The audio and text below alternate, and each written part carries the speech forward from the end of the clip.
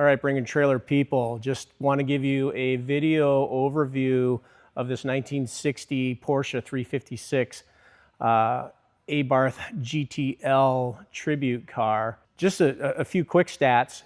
It is a 3-owner car. This car is currently held by the 3rd owner. The car was acquired by the 2nd owner in 1964. We have records of that. Under the 2nd ownership, the gentleman saw an article about the GTL in Road and Track introducing the prototype for that car, and this car is patterned after the prototype. It was his vision and it was his effort and his drive to bring this car to what it is today. So in effort to give as much information as possible about this car, and there is a ton of it, we're going to run through this. We have a number of videos that are going to be posted. We have driving videos. We have cold start videos. We have this one that's going on right now and a bunch of others. And we'll just kind of highlight the car throughout the auction. So what this car is really the perfect blend of preservation, craftsmanship, and targeted selected restoration. It does retain all of its original factory sheet metal, with the exception, obviously, of the conversion back here, which we'll get into. It's got the original doors, the original fenders, the original sunroof, the original hood that was modified for external fuel filler. But it is absolutely amazing. If you look at the lines and just the fitment of this car is absolutely beautiful. And just kind of the way everything opens up and the way it shuts, I mean, it just does not get any better than that when it comes to these 356s. If you come around to the front with the factory hood, you can just kind of see how the fitment and all the gaps are near perfect, and really is a testament to the brand of the Porsche 356. Same thing with the passenger door too. I mean, it opens, it shuts just absolutely perfectly. So that's part of the testament to the quality of the vehicle. All right, to walk you guys through the interior highlights of this car. Okay, obviously these custom built speedster style seats are just amazing. They really set off the interior beautiful. Then obviously we have this Nardi steering wheel as well. We have the original gauges that came with the car here. That one has obviously been added. Original paint on the dash. This has never been restored or repainted. All the original trinkets, the buttons are all here. Original headliner. This has never been out of the car. This has been in here since 1960 when it was built. We removed the rear seats, put in this package tray here, which is really nice. That has been custom upholstered back here. We got the door pockets that come with it, and this beautiful fabricated aluminum pieces that cover the top of the doors, and then also below the armrests. It is amazing. The heater slides are still here and intact. And then also we have the original shifter here. Sunroof up here.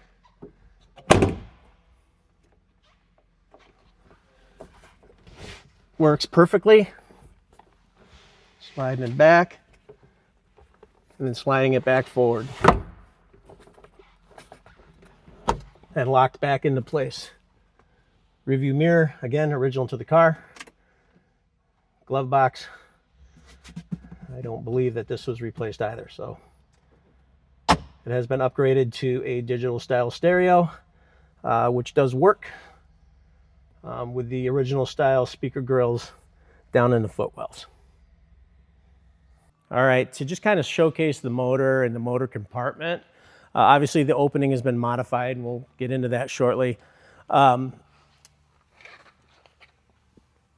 It's got its original motor, okay? The numbers we've posted, you guys can run them. It has all the original 3 cases also. Those numbers are posted in visual. So Porsche, as you guys know, when they machine these motors, they machine them with the 2 halves and then also the timing cover together. So to have a car that still has its original 3 cases still intact is a big deal, and I don't need to explain that any further. It's got Weber IDF 40 carbs that were added. It's got these really cool mesh screens that were custom made to kind of mimic the 4Cam cars. And then also the motor was built to 8.5 to 1 compression with the Dina Grind 6708 camshaft. So the car really, really thumps, and it has some added performance and added horsepower that really contributes to the overall performance and stance of the vehicle. It is amazing. It was rebuilt, fully rebuilt in 2003 by Bob Jones Auto Works of San Antonio. There was some correspondence with Vic Skirmax as well on a few certain things. It still does have the original sticker still on the shroud. The welting from the factory here and here.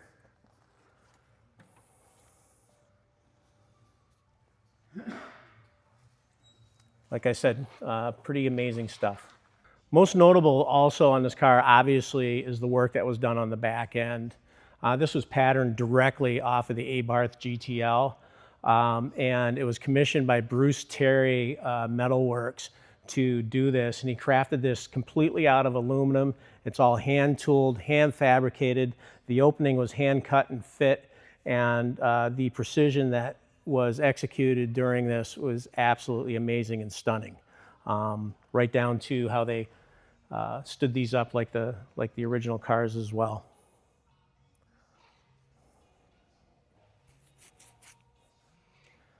The air box here, or the air scoop, is functional, and it does adjust during whatever conditions that you want.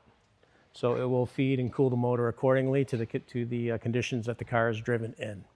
Then also, the Sebring style exhaust is just amazing, not only for sound, but performance and then overall presentation.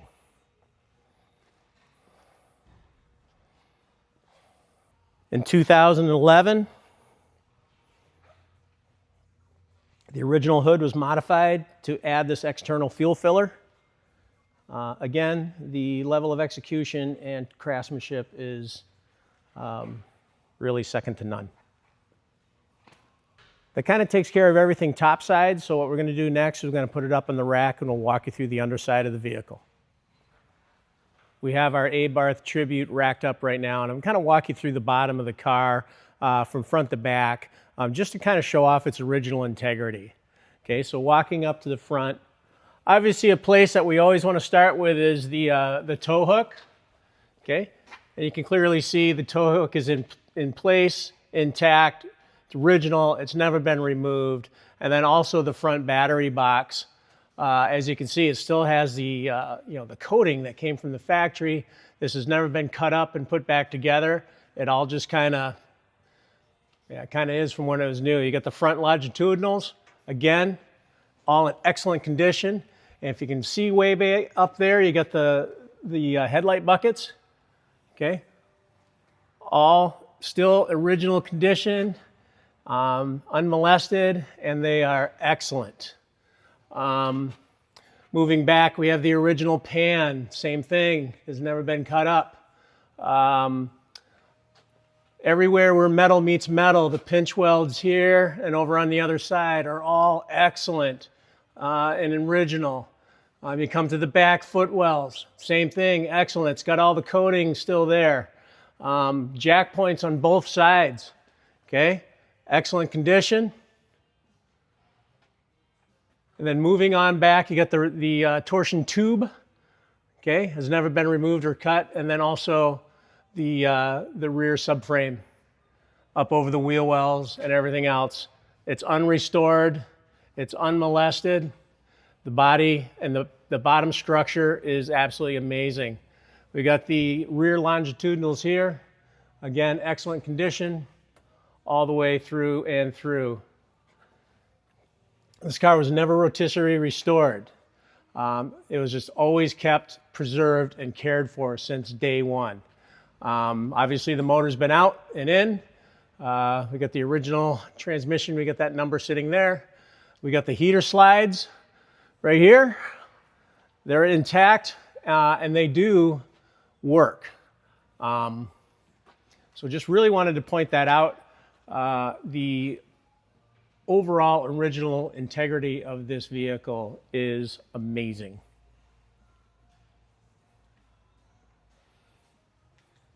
Upgraded sway bar up front.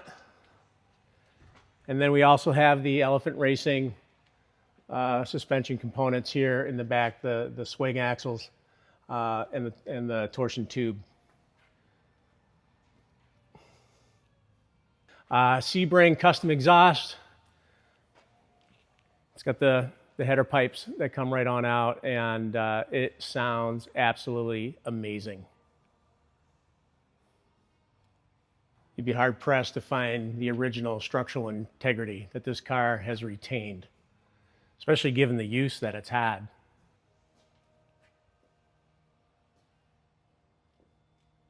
So we got you through all of that, gave you a quick overview of the car. The only other thing to do is to show you guys how it runs and drives. We'll do that in the morning.